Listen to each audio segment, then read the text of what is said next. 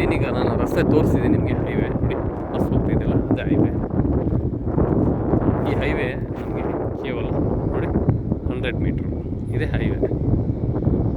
Vehicle ಇದು ನಮ್ಮ ಚನ್ನಗಿರಿ ಇದು ಚಿತ್ರದುರ್ಗ, ಇಲ್ಲಿಂದ ಚನ್ನಗಿರಿಗೆ ಕೇವಲ ಒಂದು 8 ಕಿಲೋಮೀಟ್ರ್ ಆಗುತ್ತೆ.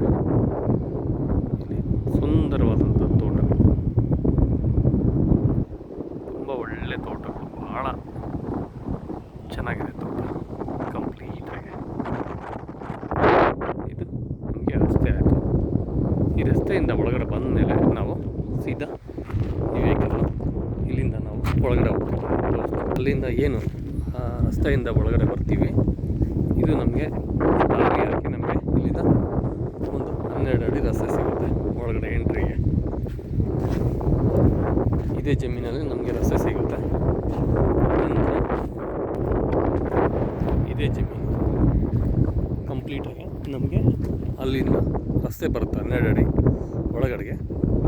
ಈ ಒಳಗಡೆ ಬಂದಾದಮೇಲೆ ಈ ಫ್ಲ್ಯಾಟಾಗಿ ಈ ಅಡಿಕೆ ತೋಟದ ಬೌಂಡ್ರಿವರೆಗೂ ಬರುತ್ತೆ ಕಂಪ್ಲೀಟಾಗಿ.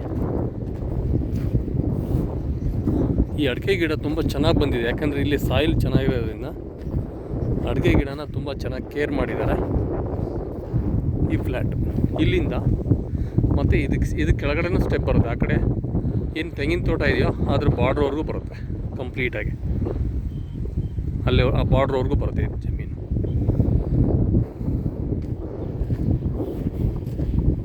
ಇದು ಟೋಟಲಾಗಿ 3 ಎಕರೆ ನಮಗೆ ಈಗ ಇದು ಸಿಗೋವಂಥ ಜಮೀನು. ಇದರಲ್ಲಿ ಈ ಅಡಿಕೆ ತೋಟ ಹೇಗಿದೆ ತೋರಿಸ್ತೀನಿ ಬನ್ನಿ.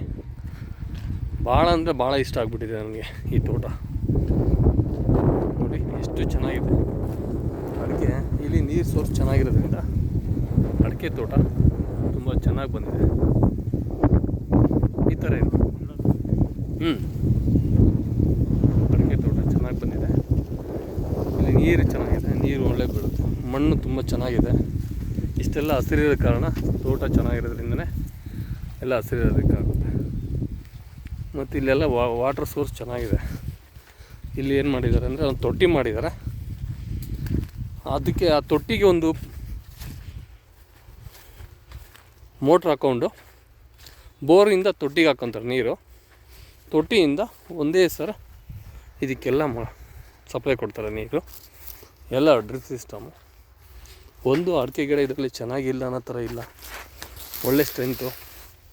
ನೋಡಿ ಎಷ್ಟು ಸ್ಟ್ರೆಂತಲ್ಲಿ ಬಂದಿದೆ, ಚೆನ್ನಾಗಿ ಬಂದಿದೆ.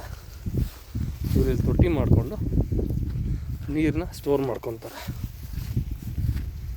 ಈ ಥರ ನೀರು ಸ್ಟೋರ್ ಮಾಡಿಕೊಂಡು ಗಿಡಗಳಿಗೆ ಎಲ್ಲ ತೋಟಗಳಿಗೆ ಬಿಡ್ತಾರೆ. ಇದಕ್ಕೆ ಅಟ್ಯಾಚ್ ಆಗಿನೇ ಈ ಒಂದು ಜಮೀನು.